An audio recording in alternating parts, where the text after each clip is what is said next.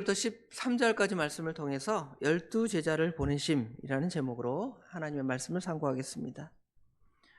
오늘 본문에는 예수님께서 12제자를 파송하신 사건이 기록되어 있습니다. 예수님께서 12제자를 파송하시기 전에 예수님께서는 먼저 12제자들을 부르시는 과정이 있죠. 그냥 바로 파송하시는 것이 아니라 예수님께서 제자들을 먼저 부르십니다. 마태복음, 마가복음, 누가복음에 공통적으로 제자들을 부르는 사건들이 기록되어 있는데요. 먼저는 베드로와 그의 형제 안드레, 세베대의 아들 야고보와 요한을 부르신 사건이 마태복음, 마가복음, 누가복음에 공통적으로 기록되어 있습니다. 고기를 잡고 있는 베드로에게 찾아가셔서 그물을 저 깊은 데에 던져라. 그 말씀을 순종했을 때에 베드로가 자신을 발견하죠. 주여 나를 떠나소서 난 죄인입니다. 하고 고백할 때에 우리 주님께서 베드로에게 너는 앞으로 사람을 낳게 될 것이다 이렇게 말씀하시죠. 마태나 마가에는 그런 베드로의 그 사건을 구체적으로 언급하고 있지 않고 예수님께서 길을 지나가시다가 베드로와 안드레를 부르신 사건과 부를 때에 나를 따라오너라 내가 너를 사람을 낳는 어부가 되게 하리라 하신 말씀, 그렇죠? 그 다음에 조금 더 지나가시다가 안드레와 야고보와 요한을 또 똑같은 방식으로 부를 때에 세베대의 아들들이 아버지와 그물을 버려두고 예수님을 따랐다 하는 사건이 기록되어 있습니다. 그 다음에 이제 예수님께서 나머지 8제자가 있겠죠. 8제자가 있는데 12제자를 부르신 사건이 이제 또 기록되어 있는데요. 예수님께서 제자들을 선택하시기 위해서 산에 올라서 밤새 기도하신 후에 이제 12제자를 부르시고 12제자의 이름을 이제 쭉 나열한 기사가 마가복음에 또 누가복음에 이렇게 기록되어 있습니다. 마태복음에는 12제자의 이름이 같이 먼저 기록되어 있고 그 다음에 오늘 말씀 예수님께서 12제자를 부르신 사건을 같이 이렇게 기록해서 우리에게 보여주고 있습니다. 여기서 우리가 생각해 볼 수 있는 것이 예수님께서 제자를 부르신 후에 바로 부른 다음에 여기 이제 너 나가서 복음 전해라 그러지 않으셨습니다. 바로 파송하지 않으셨죠. 마태복음에는 예수님의 12제자 이름 쭉 나열한 다음에 보냈다 그러니까 혹시 부르자마자 보낸 것이 아닌가 이렇게 착각할 수 있지만 사실은 그러지 않습니다. 따로따로 예수님께서 제자를 이렇게 선택하신 사건과 그 다음에 예수님을 실제로 부르신 사건은 따로따로 있다라고 우리가 생각해 보면 되겠습니다. 결국은 예수님께서 예수님의 제자를 보내실 때 그냥 보내신 것이 아니라 훈련의 과정이 있었다는 걸 보여주죠. 그냥 보내서 하나님의 사명을 감당할 수도 우리가 있겠지만 그러지 않고 예수님께서는 친히 자신이 하시는 그 모든 것들을 같이 3년 동안 또는 여기 오늘 사건 전까지 같이 이제 말씀하시죠. 성경으로 말씀을 하나님의 말씀을 선언하시고 가르치시고 또 병자들을 고치시고 귀신들을 내어쫓고 하나님의 나라의 놀라운 일들을 제자들에게 보여줍니다. 같이 가시면서 그러면서 이제 제자들에게 훈련을 좀 시키는 거죠. 그 중에 한 과정이라고 오늘 생각되면 돼요. 마태복음 10장 말씀이나 마가복음 6장에 나오는 말씀은 실제적으로 파송돼서 주님의 일을 제대로 감당하는 것은 아마 예수님께서 승천하신 후에 보혜사 성령을 그들에게 이제 덧입혀 주시고 제자들이 가서 실제적으로 이제 담대하게 누구 없이도 예수님이 육신적으로 그들과 같이 계시지 않아도 성령 하나님께서 예수의 영으로 그들에게 마음 가운데 계셔서 그들로 하여금 담대히 유대인의 관원들에게 사도행전에 보면 가서 하나님 말씀을 선포하고 실제로 그 사명을 감당해 나간 것을 볼 수가 있습니다. 그러면 오늘 사건은 실제로 파송했음에도 불구하고 일종의 훈련의 과정으로 생각해 보면 되겠습니다. 그래서 훈련 그 자체가 목적이 아니라 훈련을 통해 부르신 그 최종의 목적, 무슨 일을 하는 것입니까? 가서 복음을 전하고 많은 사람들의 생명을 구원하는 일을 지금 감당하는데, 그 중에 오늘은 훈련의 성격이 강한 예수님께서 이제 제자들을 부르신 다음에 그 다음에 그들을 이제 파송하는 거죠. 파송을 하는데 그냥 보내는 것이 아니라 어떻게 가야 할 것과 또 너희들이 어떤 마음으로 이 일을 행해야 하는가를 이렇게 말씀하시고, 또 그에 따라서 여기 12절 13절에 마치 그 단기 선교를 나가는 것처럼 가서 실제로 하나님의 말씀을 선포하고, 12절에 보면 회개하라 전파하고 많은 귀신을 쫓아내며, 13절에 보면 많은 병자에게 기름을 발라 고친 사건이 기록되어 있습니다. 그렇죠? 자, 왜 예수님께서 이런 훈련 과정을 거치셨는가를 보면 우리가 훈련 과정을 생각해 봅시다. 우리 어렸을 때 자전거를 배운다고 생각을 해보세요. 처음에는 어떻게 하죠? 어머니 아버지가 보통 뒤에서 자전거를 잡아주고 앞에서 이제 자전거 페달을 막 돌립니다. 어떻게 해요? 뒤에서 붙들고 있죠. 그렇죠? 붙들고 갑니다. 그런 애들이 이제 넘어질까봐 어떻게 해요? 꼭 붙잡고 있으라 그러죠. 그렇죠? 붙잡고 있으라다가 어느 시간 지나면 이제 자기 스스로 이제 움직입니다. 근데 보통 이걸 어디에서 연습을 하냐면 뭐 학교 운동장, 공터 이런 데 가서 연습을 하죠. 그런데 자전거를 배우는 목적이 뭐예요? 뭐 공터에서 한 바퀴 돌으려고, 또는 학교 운동장에서 자전거를 타고 돌으려고 배우는 것이 아니라 실제로 자전거를 타고 이 도봉동 일대를 다니면서 어딘가 일이 있을 때 빨리빨리 다니기 위해서 우리가 자전거를 배우죠. 마찬가지로 예수님께서 제자를 보내신 것은 그냥 뭐 어떤 훈련적 성격도 있지만 그 훈련을 통해서 최종적으로 해야 할 일, 하나님의 말씀을 전하고 선포하고 하나님 나라를 선포하고, 여기 보면 예수님께서 귀신들을 내어쫓고 또 병자를 고쳤던 것처럼 그들도 그 일을 행하도록 훈련시킨 것을 알 수가 있습니다. 자, 이제 실제로 이제 그 과정을 이제 훈련시키는데 보면 어떻게 먼저 예수님께서 보내셨냐면 7절에 보니까 12제자를 부르사 둘씩 보내시며 그랬죠. 예수님께서는 제자들을 파송하시는데 한 명 다 나가서 해라 그렇게 하는 것이 아니라 그 예수님의 제자들을 둘씩 짝지어 보내십니다. 우리가 잘 아는 대로 그 이유는 어떤 일을 확정하는 데 있어서 두 명의 증인이 필요하다 그랬죠. 예를 들어 어떤 법정의 증언이 한 사람의 말로, 이 사람이 무슨 말을 했습니다, 이 사람이 어떻게 하는 걸 봤습니다 할 때 한 사람의 증언보다 두 사람의 증언을 성경에서는 믿기 때문에 기본적으로 하나님 말씀을 선언하고 증거하기 위해서는 한 사람의 말보다 두 사람의 말이 훨씬 더 효과가 있다는 것을 기본적으로 보여주죠. 뿐만 아니라 하나님의 말씀을 전할 때에는 뭐 좋은 일만, 선한 일만 우리에게 닥치는 게 아니라 가다가 보면 힘든 일도 있고 또 어려운 일도 당할 수가 있습니다. 그러면 그때 한 사람이 넘어지면 다른 한 사람이 옆에서 붙들어 주는 거예요. 전에 어떤 권사님 전도하시는데 그러시더라고요. 옆에 저 위에 가면 이제 우리 유전사님이 서 있고 요 밑에는 제가 이렇게 있는데, 만약에 우리 그 여자 권사님들만 앉아 계시면 와서 괜히 남자들이 와서 뭐 수작을 거는 것처럼 괜히 말 걸고 뭐 이 얘기 저 얘기하고 막 그런 사람이 있대요. 그래서 제가 옆에라도 있으면 그런 사람 없는 것처럼 아마도 여기 예수님의 복음을 전하다가 어려움 당하고 또 대적하는 사람이 있고 좀 해를 입히려 하는 사람이 있으면, 두 증인이 있으면 서로 위로가 되고 격려가 되고 힘이 되고 하나님 말씀을 선포하는 일에 있어서 효과적으로 담당할 수 있기 때문에 예수님께서는 지금 둘씩 파송해서 보낸 것이 아닌가 생각됩니다.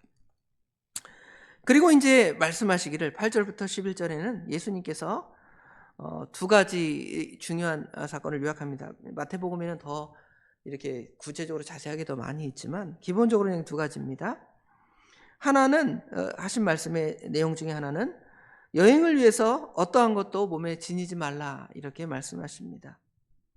명하시되 여행을 위하여 지팡이 외에는 양식이나 배낭이나 전대의 돈이나 아무것도 가지지 말고 신만 신고 두 벌 옷도 입지 말라 하시고 그랬죠. 당시 이제 그 팔레스타인 지역에서 여행을 떠날 때에는 어디 선교행이나 어딘가를 갈 때에는 이런 것들이 좀 필요했던 것 같아요. 지팡이 외에 양식, 먹을 것도 필요하고 가다가 굶어 죽을 수도 있죠. 또 배낭, 이 짐꾸러미, 그 다음에 여기 보면 전대의 돈이 일부가 필요할지 모르겠습니다. 그런데 예수님께서 왜 이 말씀을 하셨는가? 뭐 이 말씀을 우리가 오해해서 생각할 때는 생각 없이 준비 네 마음대로 아무 생각 없이 가라 그 말처럼 생각하거든지, 아니면 무슨 하나님의 일하는 사람들이 먹을 것이 필요하냐, 금욕주의, 아무것도 없이 살아라, 청빈하게 검소하게 살아라, 뭐 이런 식으로 해석할 수도 있습니다. 그러나 그러한 방식보다는 사실은 하나님의 말씀 복음을 선포할 때에 자신의 어떤 의지할 것들을 의지하는 것이 아니라 하나님만을 의지하고 하나님만을 소망할 것을 가르쳐 주는 거예요. 그래서 인간의 수단이나 인간의 방법, 그것을 철저하게 배제하고 하나님을 신뢰하고 하나님을 의지하는 데 그 목적을 두기 위해서 여기 지팡이 외에 양식, 배낭, 전대 이런 거 필요 없다는 것이죠. 그래서 과거에 목회자들의 삶은 굉장히 이제 경제적으로 궁핍하게 살아갈 때가 많아요. 어제 한국교회사 강의를 하는데 그 일제시대 때 그 목회자들의 그 대우, 처신, 이렇게 처우받는 거에 대해서 볼 때 어떤 이야기가 나오냐면, 그 일제시대 이전에 우리 조선시대에는 그 종교인들을 그 제사의 신분이 뭐냐면 그 천민의 신분이에요. 우리 양반, 뭐 농민, 상민 못 치고 나중에 이제 중인부터 시작해서 쭉 나와가지고 마지막에 이제 천민이잖아요. 무당이나 승려나 이런 사람들은, 종교인들은 이렇게 천한 대우를 받습니다. 목사도 뭐 우리 한국 사람들의 입장에서 볼 때 일제시대 때 그런 취급을 이렇게 받는 거죠. 그렇죠? 거기다가 사례금에 대한 기록이 있더라고요. 얼마를 받았냐 그랬더니 최저임금의 반절도 못 받으셨다고 그러더라고요. 그만큼 힘들게 그 당시에 목회한 내용들이 있습니다. 근데 그렇게 목회한 것은 결국은 하나님께서 그런 하나님의 종들을 통하여 그 일제시대 때 우리 민족의 암울한 시대에 하나님 말씀을 아주 강력하게 선포하고, 우리 그 최건능 목사님 얘기하잖아요. 가서 일본 순사에게도 예수 천당 불신주옥을 강력하게 외칠 수 있는 그런 능력이 어디서 나오는가? 뭐 인간이 뭔가를 다 갖춰서 그거를 향하는 것이 아니라 아무것도 없지만 여기처럼 지팡이 외에 양식이나 배낭이나 전대의 돈 이런 거 없이도 하나님 말씀 강력하게 전한 것을 보면 그런 거 의지하지 말고 하나님의 말씀을 전하라고 이렇게 우리에게 가르쳐 주는 걸 볼 수가 있죠. 전도할 때 그런 마음으로 전도하고, 또 목회자들도 그런 심정으로 하나님의 사역을 감당하면 하나님께서 능력을 주시고 또 하나님께서 경제적으로 또 채워주시는 부분도 분명히 있다라는 것을 우리가 볼 수가 있습니다. 두 번째로 이제 또 우리 주님께서 권면하신 말씀은 10절부터 11절에 나오는 말씀인데요. 또 이르시되 어디서든지 누구의 집에 들어가거든 그곳을 떠나기까지 거기 유하라. 어느 곳에든지 너희를 영접하지 아니하거든 영접하지 아니하고 너희 말을 듣지 아니하거든 거기서 나갈 때에 발 아래 먼지를 떨어버려 그들에게 증거를 삼으라 하시니. 그래서 이제 여기 두 번째, 아까 첫 번째는 뭐 의지할 거, 우리 예수님만 의지하고 우리 하나님만 의지하고 나가라는 말씀이었고요. 두 번째로는 사람을 만났을 때 우리가 어떻게 이제 대응할 거냐, 영접하는 사람과 영접하지 않는 사람들에 따라 우리가 어떻게 대응할 것인가에 대한 이야기를 여기 10절, 11절에 말씀합니다. 먼저 영접하는 사람이 있으면 머물고 거절하면 떠나라, 이것이 핵심입니다. 영접하는 사람이 있으면 그 사람의 그 영접하는 사람의 조건이 열악할 수도 있습니다. 부족할 수도 있어요. 어디 선교를 갔는데 그 선교지에 너무도 그 경제적으로 흑빈한 사람들이에요. 그래서 말씀 전하다 자신도 먹을 거 없고 모든 것도 없는 거예요. 우리 주님께서 엘리야 선지자에게 사르밧 과부에게 가라 그랬더니 사르밧 과부 먹을 거 없잖아요. 다른 과부 없을까요? 좀 넉넉한 과부? 우리 주님께 엘리야 선지자가 그렇게 말할 수도 있지만 거기 가서 그 일을 감당했던 것처럼 영접하는 사람이 있으면 더 좋은 곳이 혹시 생겨 나온다 할지라도 그것을 찾는 것이 아니라 복음을 영접하는 그 사람에게 가서 머물면서 그곳에서 하나님 말씀을 선포하라는 것이죠. 반대로 명심해야 할 사실은 복음을 전할 때에 항상 이 복음을 환대하는 것이 아닙니다. 복음을 반대하는 사람이 분명히 있고 그 반대를 경험할 수도 있습니다. 우리 예수님께서 우리 마가복음 1장부터 여기까지 배울 때 보면 예수님이 그 놀라운 일을 행하셨으면 다 환영할 것 같잖아요. 그런데 예수님을 반대하고 대적하고 귀신 들렸다고 하고 나가라고 하고, 그렇죠? 그 돼지 치는 사람들은 예수님을 이 마가복음에는 등장하지 않지만 절벽으로 밀어버리려 했다, 뭐 이런 식까지 표현해 있는 걸 보면 반대하는 사람이 분명히 있습니다. 그럴 때에 발에 먼지를 떨어 버려라 그랬죠. 이 발에 먼지를 떨어 버리라는 말은 상징적으로 복음을 받지 않는 사람에게 임할 하나님의 심판을 그들에게 이제 선언하는 거예요. 내가 분명히 너에게 전했다. 성경에 복음을 전하라 그랬는데 전하지 않으면 복음을 전하지 않은 자에게 하나님의 심판이 임한다 그랬는데 나는 너희들에게 분명히 복음을 전했다. 그것을 이제 보여주는 하나님의 그 심판을 선언하는 것입니다. 어제 새벽에 우리 목사님께서 그 추수에 대한 말씀 하셨죠? 세례 요한의 증언입니다. 그렇죠? 알곡은 모아 곳간에 들이고 그 다음에 쭉정이는 꺼지지 않는 불에 던진다 그랬잖아요. 그렇죠? 이 예수님의 제자들 사명이 그거예요. 그렇죠? 예수님의 제자의 사명. 그래서 지금 알곡은 모아 곳간에 들인다는 것은 그 사람이 영접하면 어떻게 하라는 거예요? 같이 거기 유하면서 하나님 말씀을 선언하고 가르치라는 거예요. 그래서 그 사람을 하나님의 사람들로 만들어 가는 거죠. 쭉정이는 불에 태운다. 이거는 하나님의 마지막 날의 심판이지만 너희들이 복음을 받지 아니하였으므로 나는 내 발에 먼지를 떨어 버린다. 나에게는 책임이 없다. 이것을 분명하게 선언하는 것입니다. 오늘 여기 6장 6절부터 13절 말씀을 통해서 예수님께서 12제자를 파송하시면서 훈련시켜 주셨는데 우리도 이 사명, 주신 사명 잘 감당해서 하나님이 기뻐하시는 삶을 오늘 하루도 기쁘게 살아가는 저와 우리 도봉의 모든 성도들이 되시기를 주님의 이름으로 축원합니다. 기도하겠습니다. 아버지 하나님, 은혜와 사랑을 진심으로 감사합니다. 추수할 때가 이렇게 왔는데 일꾼이 적다고 말씀하시며 일꾼을 보내달라고 하실 때 누가 갈고 우리 주님께서 우리에게 말씀하십니다.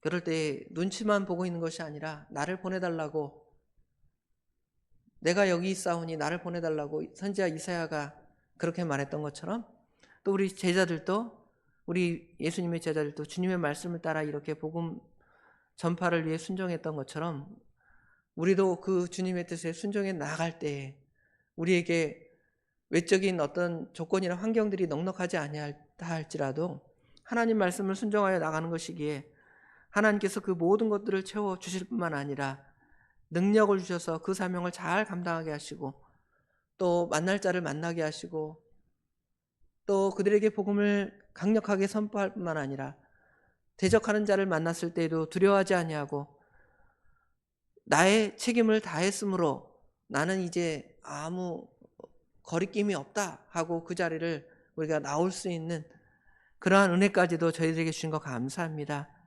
저희를 주님이 주신 사명을 매일매일 우리의 삶의 터전에서 잘 감당해 나가며 주님의 기쁨이 되는, 그래서 우리 마음 가운데 전도자의 기쁨이 충만한 것처럼 하나님의 은혜가 우리 가운데 충만한 하루가 될 수 있도록 우리 하나님 친히 역사하여 주시옵소서.